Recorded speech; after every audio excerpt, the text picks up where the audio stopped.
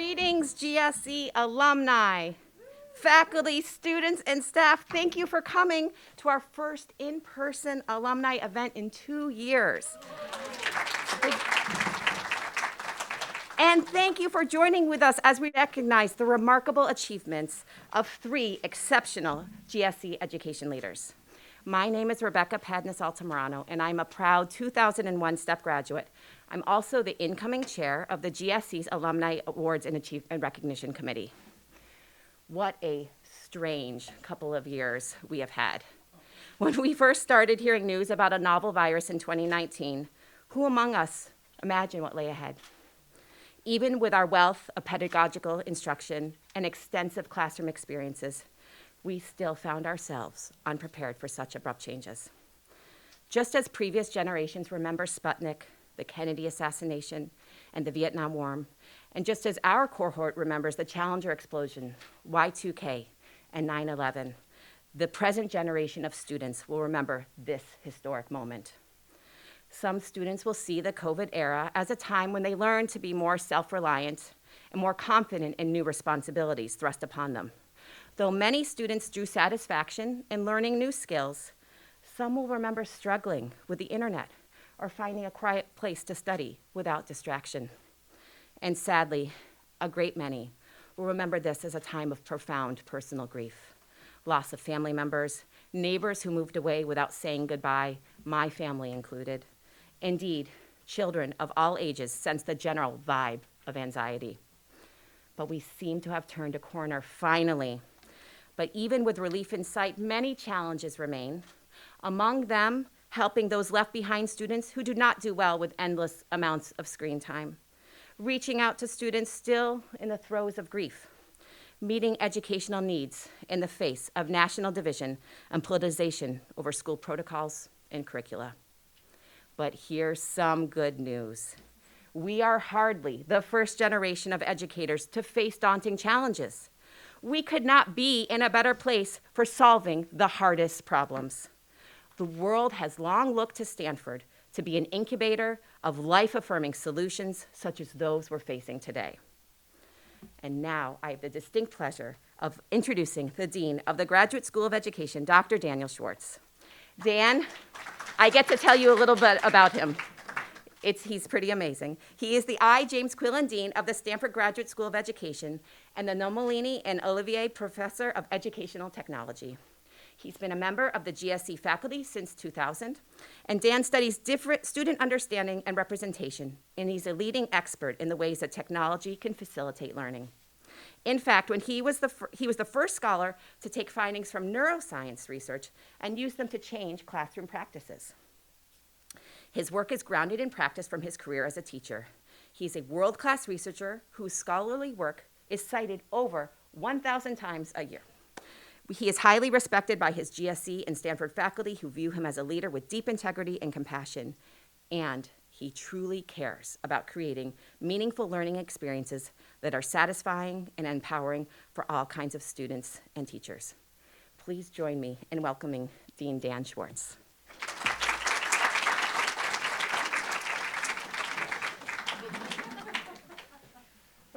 Thank you, Rebecca. So what she left out was that in high school I had a really good jump shot. Usually it's sort of a pivot at the free throw line. It was quite good. But thank you so much for serving as our new alumni chair, nominating committee chair. It's a great service. So good evening and welcome to our 7th annual celebration of the Alumni Excellence in Education Award.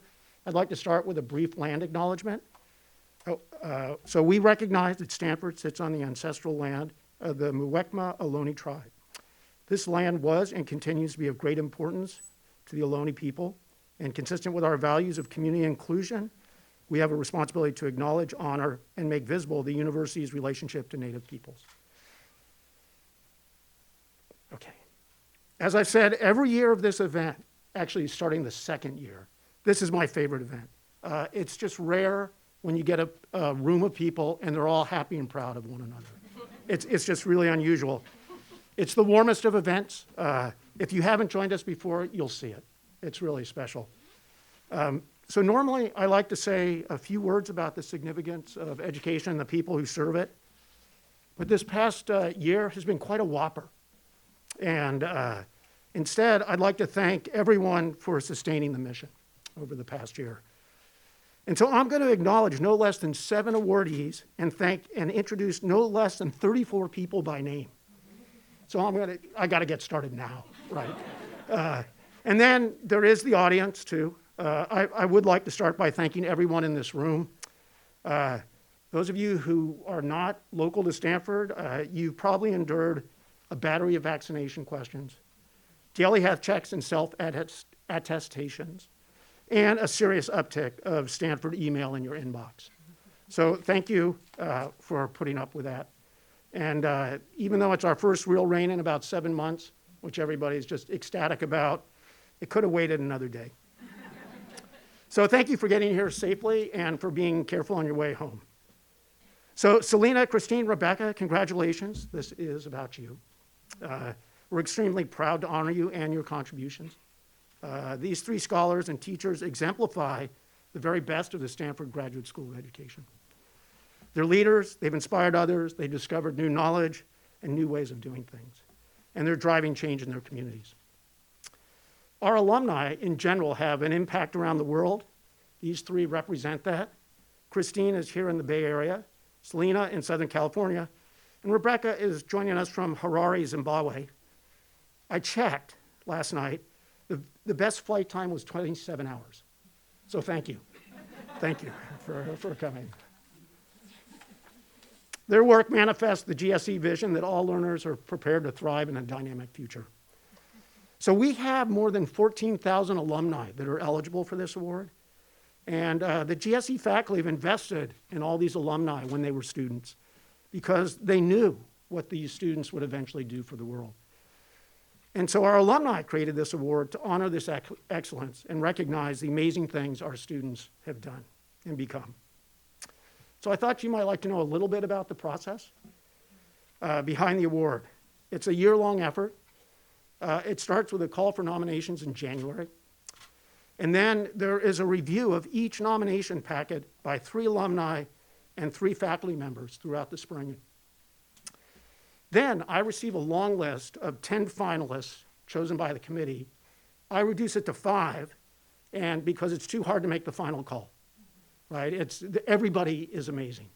The issue is never, are we giving it to the right person? The issue is always, gee, are we leaving somebody out? Because everybody on that list deserves this.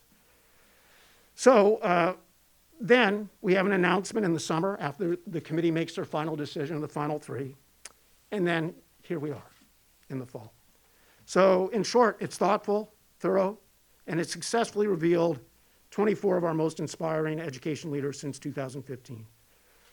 Every year I get to see new names, new accomplishments, and I'm very confident that we are not going to run out of inspiring alumni. So there are a few firsts I would like to point out. First, we're recognizing a middle school teacher for the first time.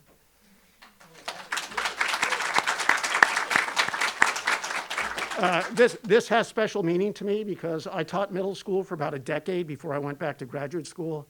I love that age. They're old enough to understand you, but they're still young enough to love you. So it's really sweet.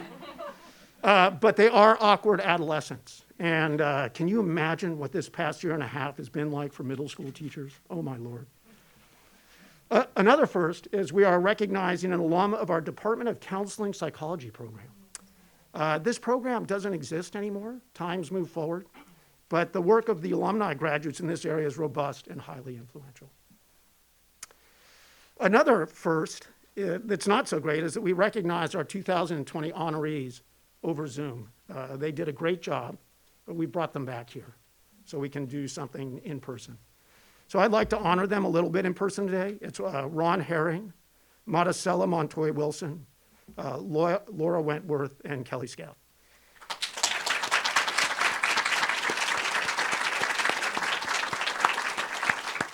So what I'm going to do is sort of interleave them throughout the program rather than doing them all up front. And I'd like to start with Dr. Kelly Scout. He's not with us today. Everything's fine. He's just not here. Dr. Skeff helps medical faculty at Stanford and all over the world improve their teaching effectiveness. He and Georgette Stratos created the Stanford Faculty Development Center, and it resulted in the training of over 30,000 faculty and residents.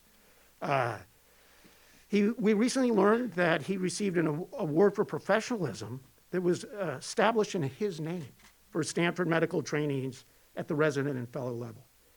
The award was designed to recognize compassion and collaboration across different disciplines in the healthcare team.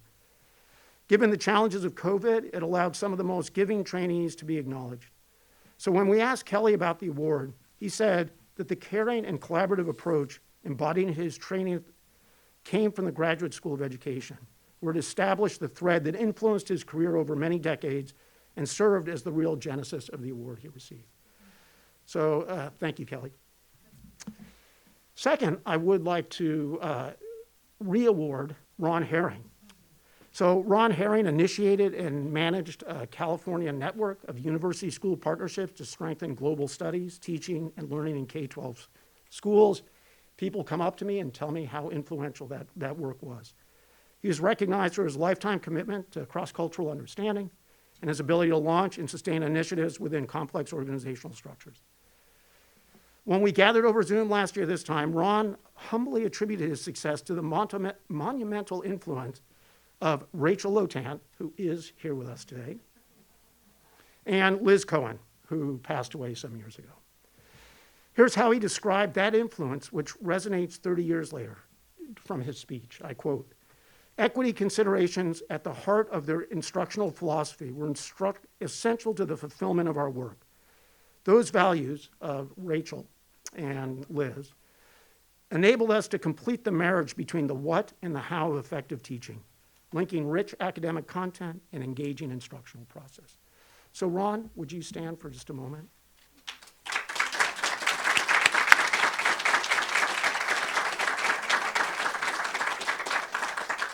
Okay, so we will return to the past awardees in a little bit. So I like to tell people that among the foundational GSE values are what we do, is rigor, daring, and relevance. And I could say the same about these honorees. Each of these extraordinary people is tackling some of the greatest challenges in education. They're leading the way to create more equal educational opportunities, and they're helping to improve lives through learning.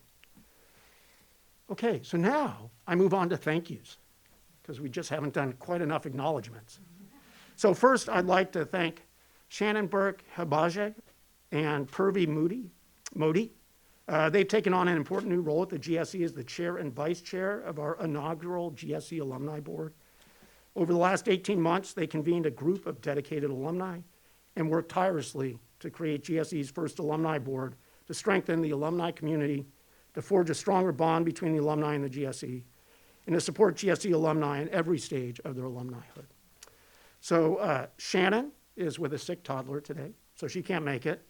So Purvi, can you stand all by yourself so people can reach out to you for more information? And just to give Purvi a little backup, Monica Devlin, would you also stand up so they can reach out to you? Okay, so I mentioned that this award was created by our alumni to honor the excellence of their community. May I ask the Alumni Awards and Recognition Committee to stand? So this is Faja Desmond. All of you stand. And if you're not here, don't. Rebecca Altamirano, Paul Chapman, Norma Francisco, Joseph Makoka. Hang on. It's my favorite name in the world, Maluni Napolitani. Yes. Yes. Luke Anthony Pena, Rudy Rubio, and Thea Gentile Smith. So thank you very much. Rachel, you stood too soon. We're also grateful to our faculty advisors, Teresa Lofamba, Rachel Lotan, Amado Padillo, Denise Clark-Pope, Francisco Chiqui Ramirez, and Christopher Thomas. So thank you. Let's give them a round of applause for their work to make this award a reality. But wait, there is more. The GSE alumni team, led by Holly Matterman, including Shannon Doran and Ihan Leon, orchestrate the Alumni Excellence Award from soup to nuts. So if you would stand.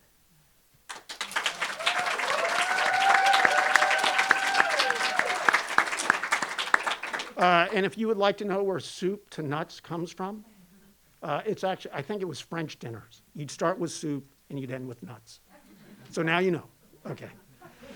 Another thank you goes to Angela and David Philo and the Yellow Chair Foundation. They've been the champions of this award. Their commitment to educators, especially those working with underserved students, is an example that should inspire all of us. Okay, worked up a sweat. Now let's get to the awards. Here's how it'll go. I'm going to introduce the introducer, who will then introduce our honorees. So that's my job. I am the introducer of the introducers. And by the way, our introducers are incredible as well. So first up is Professor Brian Brown. Yay, Brian. Brian is a professor of education here at the GSE. Specifically, he studies teacher education, and his expertise is on the relationship between student identity, discourse, classroom culture, and academic achievement in science education. Brian's research and teaching are deeply informed by the years he spent as a high school science teacher. Earlier this year, Brian's book, Science in the City, was awarded the 2021 Outstanding Book Award from the American Association of Colleges for Teacher Education. In addition, Brian currently directs the GSE's Race, Inequality, and Language in Education doctoral program. And he also had a glorious run as the Dean of Students. So Brian cares a great deal about students and our alumni. So Brian, take it away.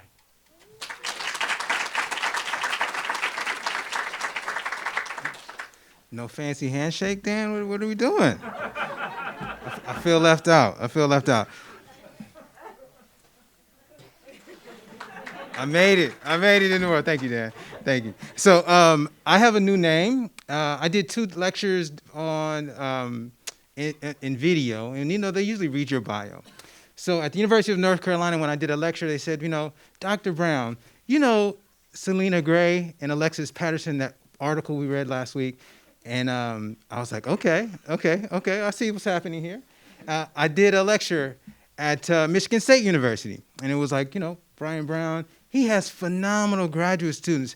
Selena Gray, Alexis Patterson, Brian Donovan. I said, oh, I get it now. I'm also no longer Brian, I'm Cameron's dad. I am Simone's, you get it, right? So I have a new name, and that name is former advisor to the great Dr. Selena Gray. So, yeah, absolutely. So I'm going to start by saying learning and excellence have something in common. And their common thread is they're both fundamentally invisible. You don't really see when you learn, it just happens. And similarly, excellence, it's just something that happens. You don't necessarily know when it happened. It's just inherent, it's invisible. Selena Gray embodies that idea.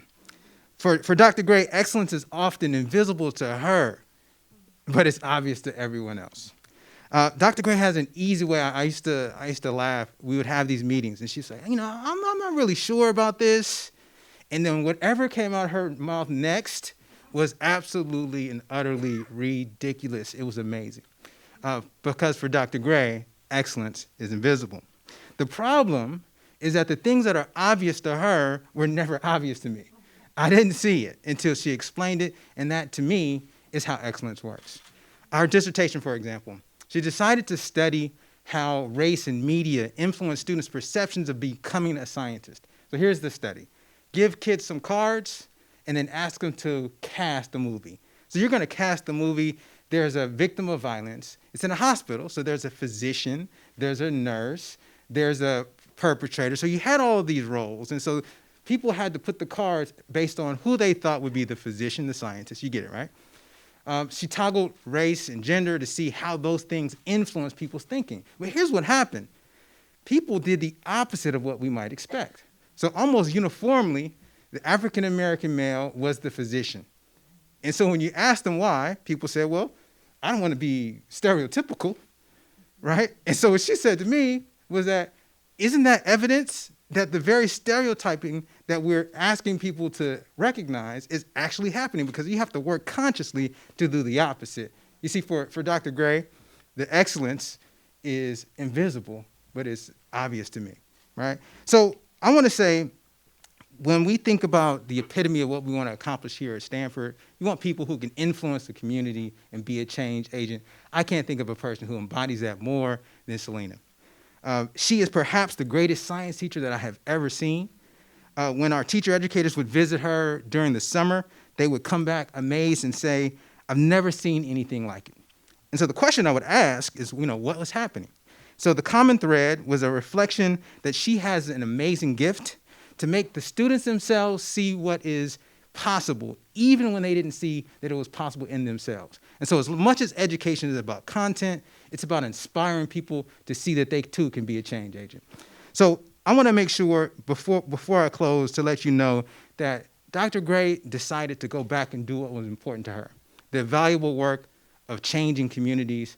And with that, she wrote in her spare time an article that was published in Theory and Practice, and that article called Transforming Education to Transform the World.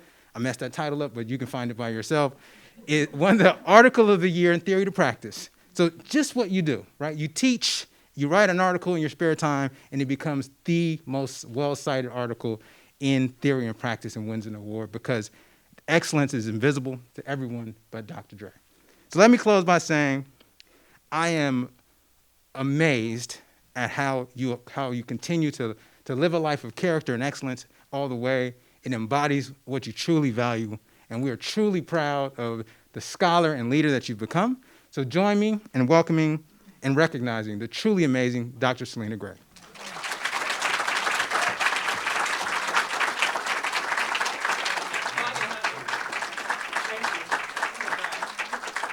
Oh my gosh, I'm so nervous.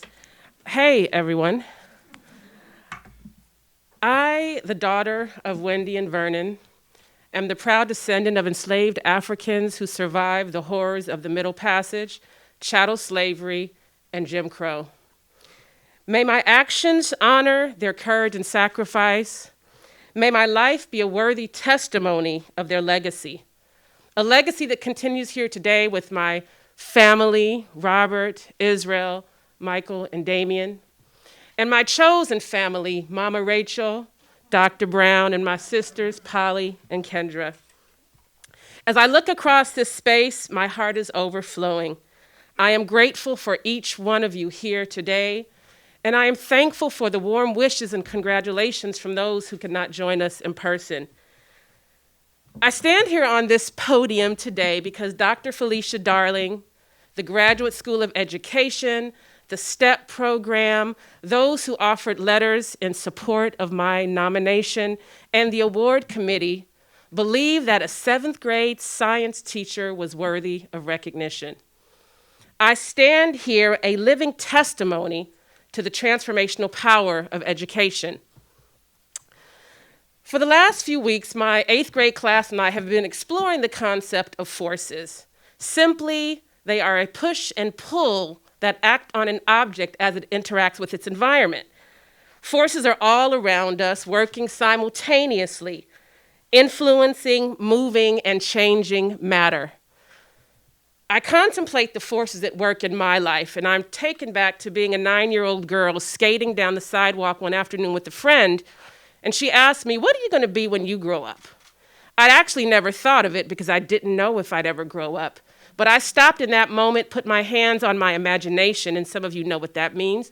And I said, I'm going to be a teacher so that I can save the world. A world that I knew could sometimes be cold and cruel.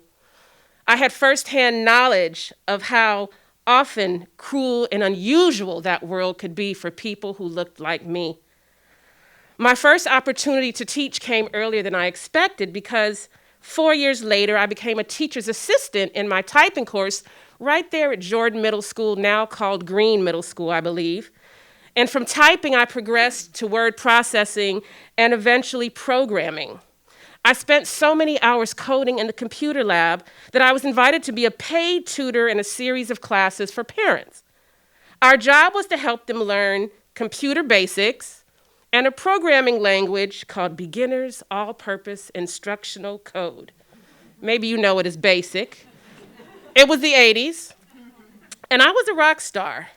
I was the only black student in that program, but I didn't care because I loved sitting, explaining, modeling, and supporting the adults as they learned this new technology. When the program ended, someone organized a party with pizza and Star Trek bloopers on VHS. Star Trek bloopers. I'd never been celebrated at school. I wasn't a great student, so this was major. You can imagine my excitement. I was one of the last people that day to get my food, and I carried it to join the circle. I was grinning ear to ear, excited to take my place among my colleagues. As I got closer, I felt the butterflies in my stomach because I noticed that there were no seats available. All of the seats in the circle were taken. I stood there close, holding my plate, hoping someone would notice me, hoping that someone would make space for me, but no one did. My chest heaved as the breath caught. No one noticed me. I stood for a moment, looking around. My eyes began to water. I walked and found a chair and brought it close enough, sitting it outside of the circle, hoping that someone would open up and make space for me. But no one did. I sat, and then I stood shaking, unable to hold back the tears spilling from my eyes. And I didn't even cover them because I hoped that maybe someone would see me there crying and they would have pity and open up the circle for me. But no one did. I was unable to speak, literally paralyzed there, the force of gravity threatening to pull me through the floor. I cried. I turned away, throwing my pizza and drink in the trash, rushing out the door, refusing to look back, deciding in that moment to never return to that computer lab. The message was clear. Someone like me did not belong. This was not my world. I never forgot what happened, and even now that experience is a powerful force pushing and pulling me to become the teacher that I needed that day. And that was the woman child who showed up at Stanford 25 years later, a wounded warrior, an over-anxious and sometimes oppressive mother and teacher. I was loving and living, trying to make sense out of the forces in my life. I had no idea the impact Stanford would have on me. Here I was seen and heard, no matter how I covered myself with the accoutrements of ego, self-deprecation, or even fear. My professors, my advisor, my classmates, colleagues, and even teaching candidates wouldn't let me hide. I had no choice but to heal. This place, the people, the experiences were palpable forces, propelling me forward to this very moment where I can stand before you on this day, celebrating the cornucopia of sweet, savory, spicy, and even bitter fruits, evidence of a life not defined by inertia, but one shaped by gravity, friction, and all manner of push and pull. It was at Stanford where I realized that I did not choose teaching. Teaching chose me. It was here where I learned that I had to heal if I were ever going to be the teacher I needed on that day. I learned to ask for help. I got over the stigma and shame of depression. I saw that seeking therapy was a courageous act, not something to be ashamed of. I tapped into the supportive forces all around, and so many showed kindness and compassion and love.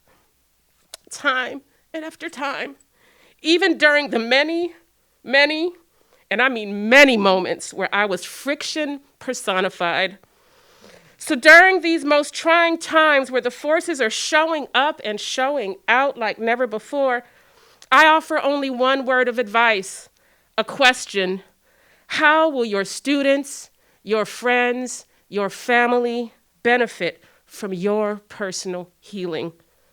The last 2 years have shown that a pedagogical content knowledge and classroom management will not sustain us. We must cultivate a willingness and commitment to our own personal healing.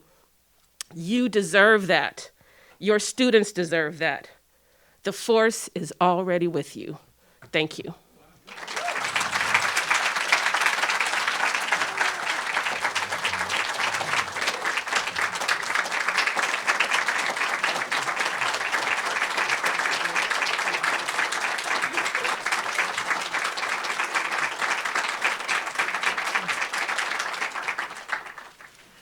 Oh, my Lord.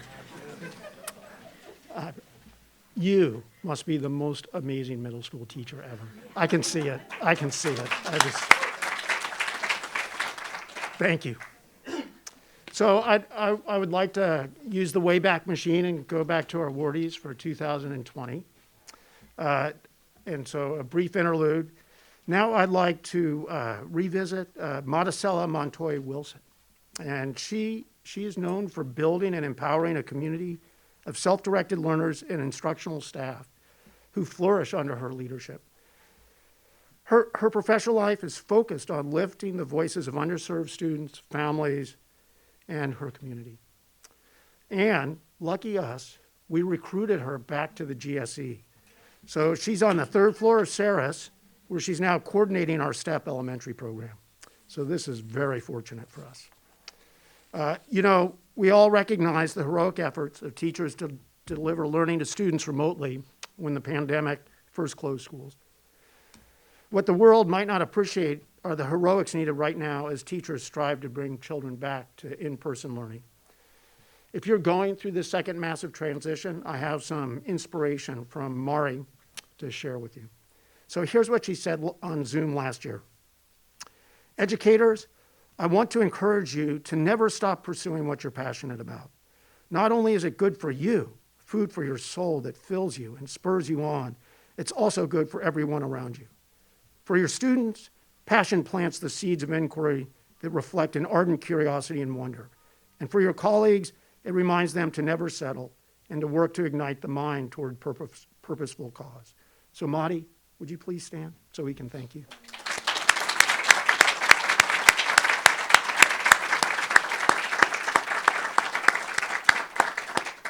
Wonderful. Okay, so next, back to the present. Now I'm going to speak about for Monisha Boujaji and Christine Ye. They've been faculty colleagues at two institutions. I don't know if they followed each other or how that happened. But this was Columbia University Teachers College, my alma mater, go, and the University of San Francisco. Monisha and Christine are both full professors in the University of San Francisco School of Education, and they serve together on their school's leadership team as department chairs and have collaborated on initiatives to mentor junior faculty, especially of color, across the university. So Monisha cannot be here today. So our own Heather Triple, Associate Dean of External Relations, will share what Monisha had to say. So thank you, Heather.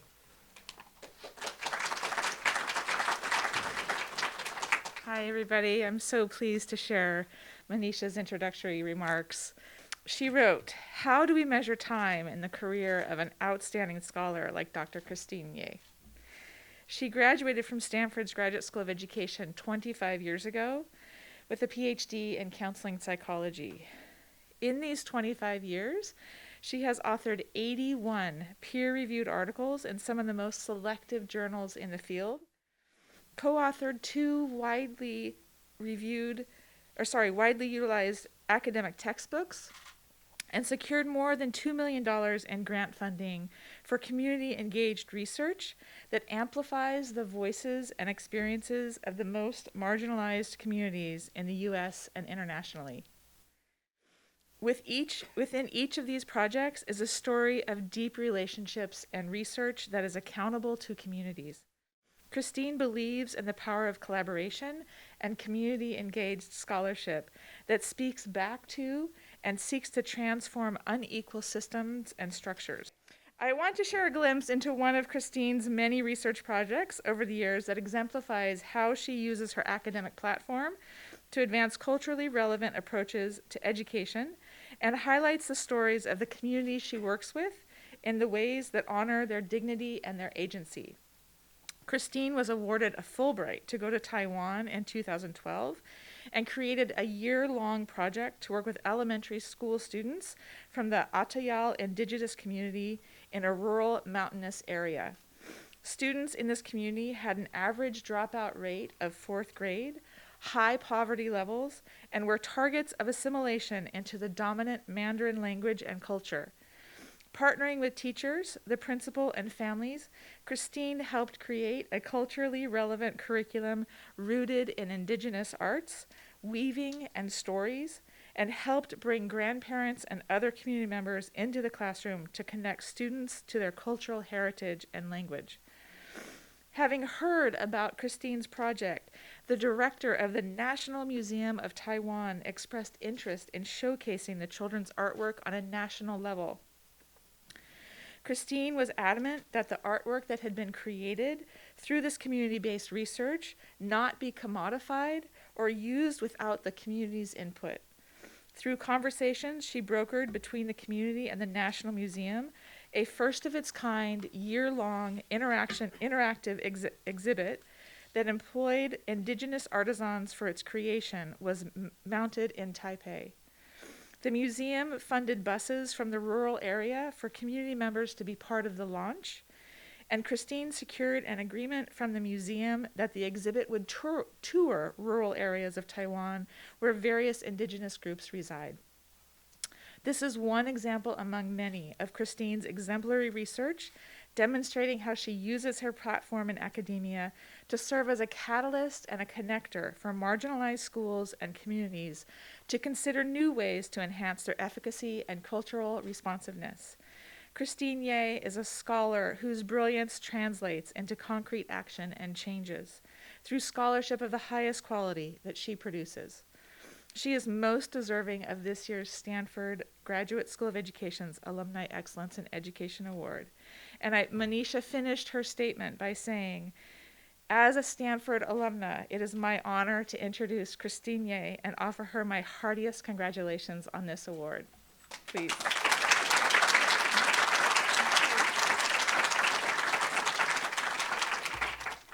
Good afternoon, everyone. I wish you could see my big smile. Selena, may I please take your science class? I really want to thank you, Heather, for delivering that introduction, and I want to thank Manisha for writing those kind words. Thank you, Dean Schwartz, the awards committee, and Alumni Affairs for this special honor. Thank you. I thank my family and friends for supporting me. I also want to congratulate the other awardees. You are rock stars. I am the proud daughter of immigrants, George and Lillian Ye, whose journey began in Taiwan during World War II and spanned 4 countries. During this time, they were forced to learn and go to school in 4 different languages. They owned few belongings, and they left home at an early age. They met and married in Toronto, Canada. And after my father got his first job in Alabama, they were separated for years as a married couple due to racist policies limiting the number of Asian immigrants permitted in the US. It is through their stories that I've come to appreciate the incredible assets embodied in the immigrant experience. How they navigated multiple languages, lived in different cultural contexts, and faced numerous discriminatory challenges. And through all this, they shared their deep intergenerational wisdom with their children. I didn't always know what to do with their stories. Their strengths were secret in some ways. Growing up in rural Pennsylvania, I didn't always see people who looked like us. I didn't read books by authors of color. I didn't learn theories in school that reflected our lived experience. But much of this changed when I came to the Stanford Graduate School of Education to study counseling psychology. Here, my professors taught me theories that validated my feelings of otherness and deep-seated sense of collectivism. I learned about oppressive structures in and out of school, humanizing counseling practice, and the importance of culturally relevant, transformative teaching. And I wanted to share a brief story that reflects some of these lessons. Need to take a little breath here. After 9/11, a large public school in New York City, Chinatown, noticed a dramatic increase in dropout rates among its newcomer students from Fujian province in China. There were few resources for this group who were living in extreme poverty, and after school, they would work in garment factories until late at night. Perhaps people thought they were model minorities and didn't need any support or help. I was working as a professor at Columbia at the time and received a grant to support this community. And as I prepared for my first visit to the school, I recalled something my Stanford professor, Amado Padilla, always emphasized. He taught me that any intervention in school must be grounded in students' cultural strengths. And with this in mind, I decided to meet with a group of students that very first day and ask them the following question. If you could change the school in a way so you felt that you belonged, what would you do? They responded, the school doesn't treat us like we're welcome here. We're forced to speak English. We eat foods we don't like. And they gave us so-called American names instead of our Chinese names because the teachers couldn't pronounce them. If we could at least get our names back, that would be a start. Their concerns reminded me of how schools are such critical sites that support or alienate cultural identities. Now, certainly some students prefer to use their American names, but these students were not given a choice. And I was reminded of something my professor, Teresa Laframba, told me, and that was that names are just such critical windows into students' family history, their identity, and their culture. One student commented, they might as well given us a number instead. So what would you like to do, I asked. Well, what if we had a lunch and we invited the teachers and we taught them how to pronounce our names in Chinese? It seemed too simple, but we decided to try it. So that next Tuesday, we got a local Chinese restaurant to donate some foods. We printed out all the class lists with their Chinese names, and we sat in a classroom and we waited. I still remember the smell of the pork buns, the feel of that empty classroom, and I also remember wondering, is anyone going to show up? It was incredible. Every single teacher, staff member, principal, counselor came to that classroom and they enthusiastically practiced their Chinese pronunciation. And within the hour, the students had their names back. The lunch was so successful that we met weekly to discuss other cultural issues. For example, the teachers wanted to know why the Chinese students in their classes are so quiet.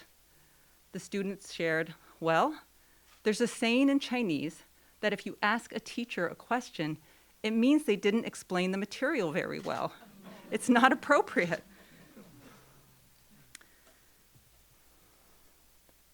Soon, the conversations continued, and teachers now could see their assumptions about educational deficits in a new light. The students were empowered. The program expanded to all newcomer students in the school to support their cultural adjustment. Older students started to mentor newer students, and we incorporated college and career counseling. Students, family members, and staff all got involved as active partners. We changed how the school systemically highlighted student voice. And by the time I left New York 5 years later, that first group of students who I met that very first day were in college, something they had never imagined.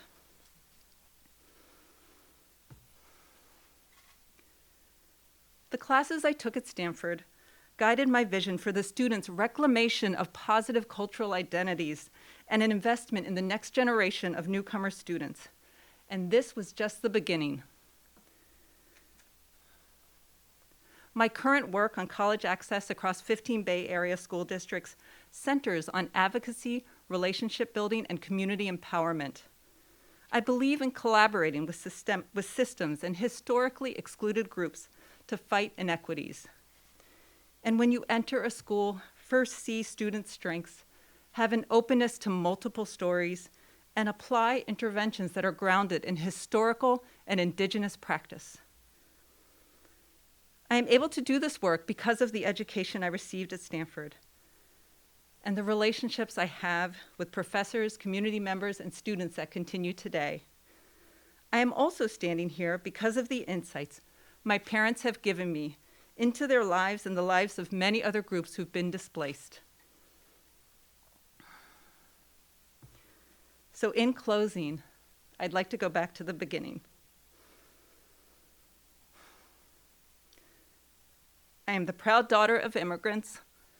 My father, Yap Gayu, and my mother, Hao Sui Yun, who at 90 years young is here with us today, my very first teacher. Thank you for this honor.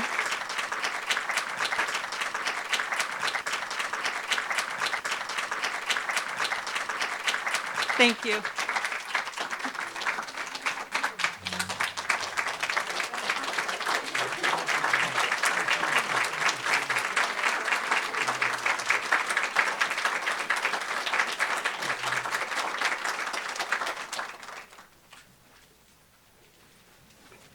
Congratulations, Mom.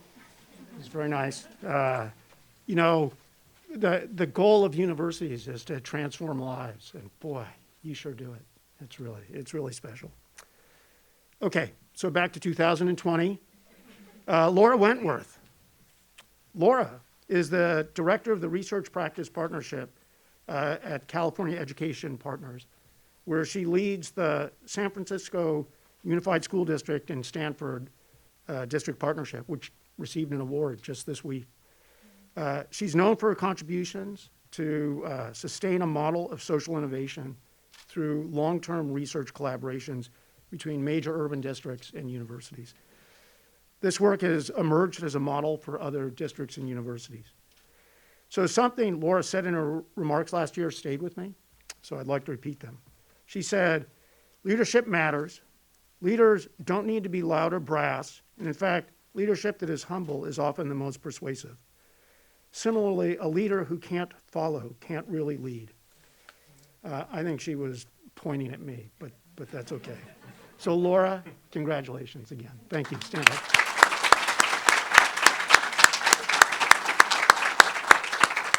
I'm glad you could make it. Okay.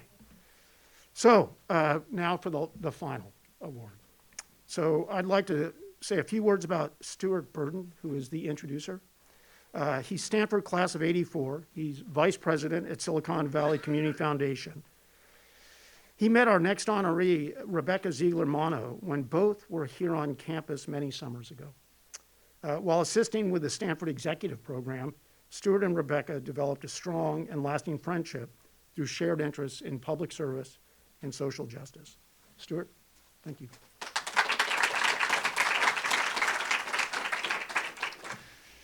Good morning. Thank you, Dean Schwartz. Let me first congratulate Selena and Christine on your awards. Your contributions are impressive, and today's recognition is very well deserved.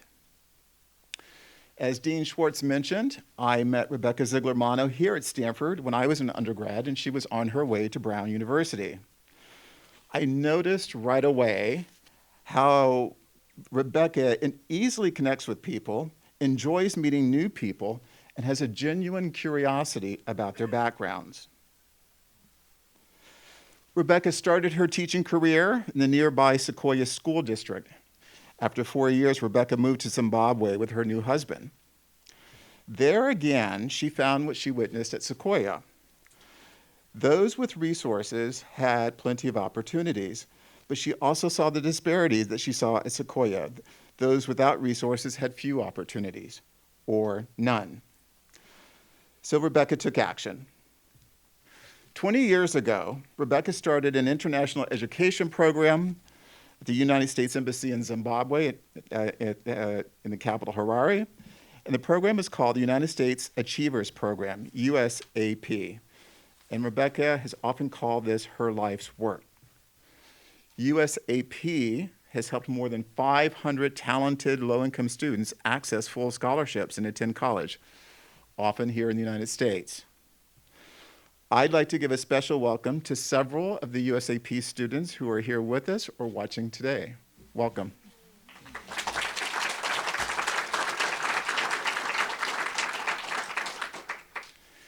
In his 2019 New York Times article, Frank Bruni describes Rebecca's efforts to create the USAP.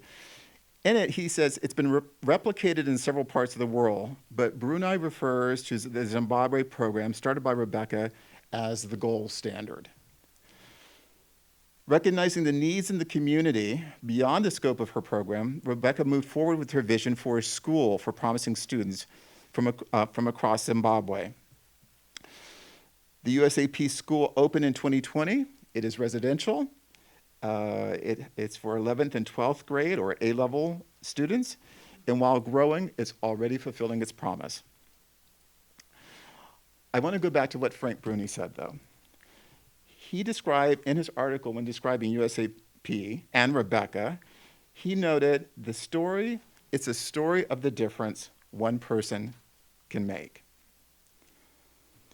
It is for her commitment to quality education, her passion for service, her drive to create opportunities for those who are often overlooked, her commitment to take a vision to reality. That is my honor and privilege to present Rebecca Ziegler Mano with the Alumni Excellence in Service Award for 2021. Congratulations.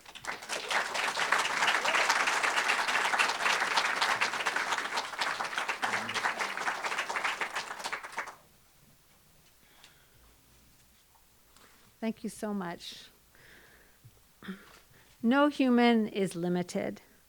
Anyone who knows legendary Eliud Kipchoge, the marathoner about whom the recent film, The Last Milestone, was made, will recognize this statement. Indeed, talent is evenly distributed around the world, but opportunity is not. While the setting here at the Stanford GSE would conjure up pedagogical theories and metadata analysis, all referred to my comfort zone, that of storytelling, sharing with you about USAP Community School in Zimbabwe and stories of a few of my remarkable students, as really this award is for and about them. In January 2020, just in time for COVID, we opened USAP Community School, a Quaker boarding scholarship high school in Zimbabwe for high-achieving, economically disadvantaged students, founded from the college access program I had started 2 decades earlier. The core of our curriculum is developing students into ethical, open-minded, critically thinking problem solvers to apply their education not only in aid of themselves and their families, but also in aid to solve the problems facing their country. In addition to rigorous math and science A levels, in classes we've developed in humanities, reasoning, and computers, our students take an intensive research methodologies class and then each undertake a service learning project, which leads to a year-long capstone based on researching a challenge in their country and their community and prototyping the solution. When COVID hit, most schools in the US shifted their classes online to Zoom or Google Classroom. As with much of Africa, we faced the stark reality that not a single one of our students had access to Wi-Fi or a laptop, and half of them even to electricity. We worked tirelessly to put together a way to continue school remotely during the national lockdowns. We used WhatsApp, low bandwidth videos, and provided our students with data bundles, Kindles loaded with e-textbooks, and where needed, solar panels and batteries.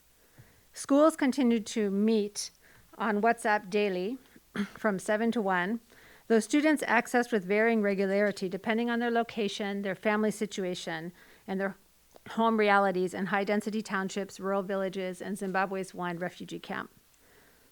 Try More's story is one of the depths of determination that can seize someone when they realize the transformative power of education.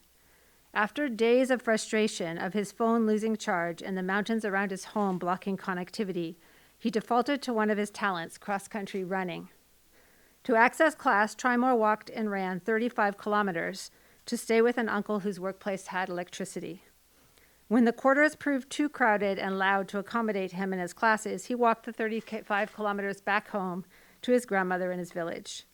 His next attempt to catch up on lessons was to walk twice a week, 4 hours each way, to the closest town, where he would sit on the veranda of a shop, plug his phone in, and download all of the videos and assignments he had missed, before heading back 4 hours again to his grandmother's home at dusk.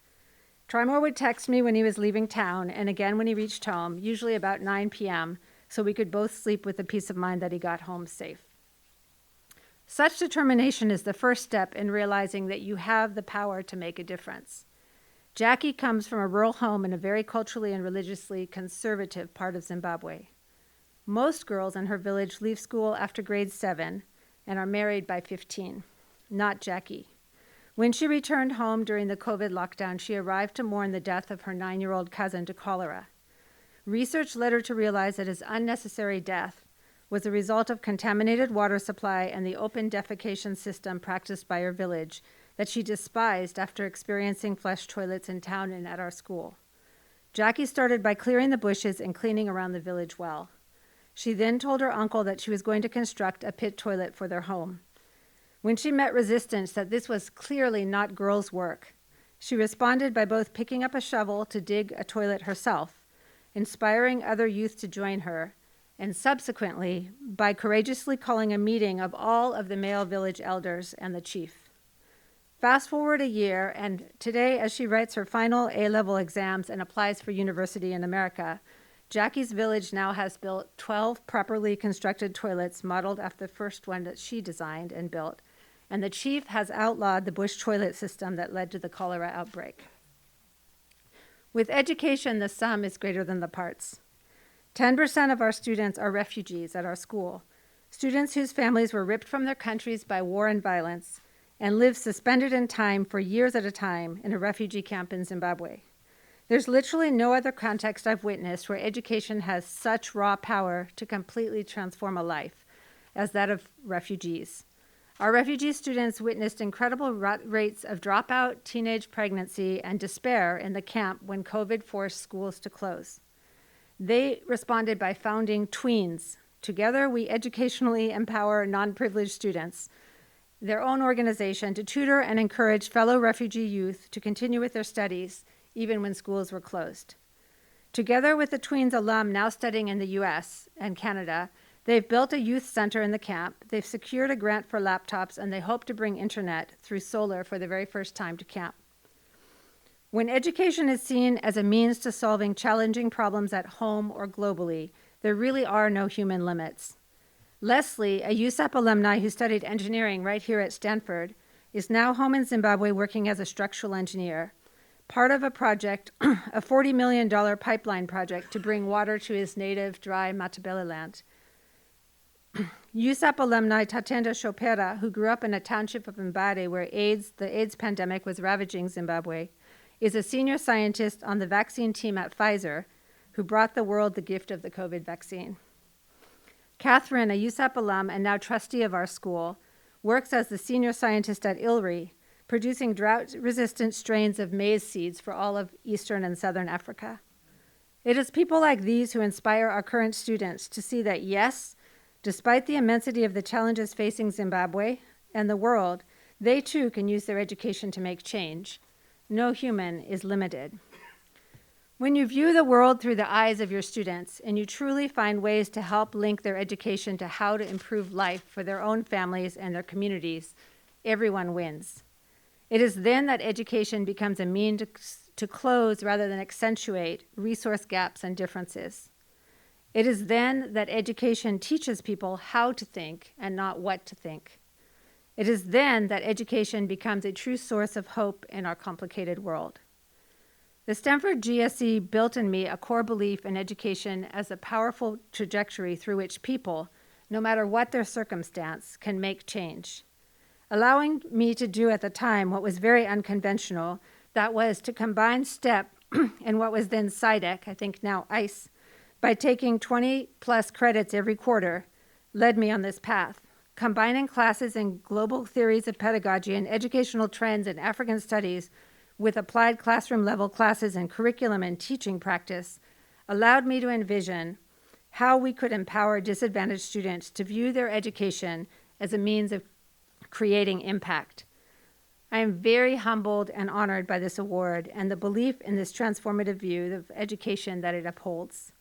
My sincere gratitude goes to all who were involved, the awards committee, the Stanford GSE staff, to my GSE friend Mary Ronner, who spearheaded the whole nomination, and the team of USAP alumni and GSE classmates who added their support, to Stuart Burden for the very warm and wonderful welcome, and to my first STEP supervisor, the patient Bob Farina, who showed me what sound classroom practice looks like.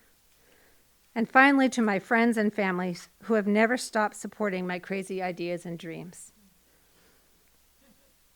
To close, I thank over 20 years of students for showing me each and every day, continually, that truly no human is limited. Thank you.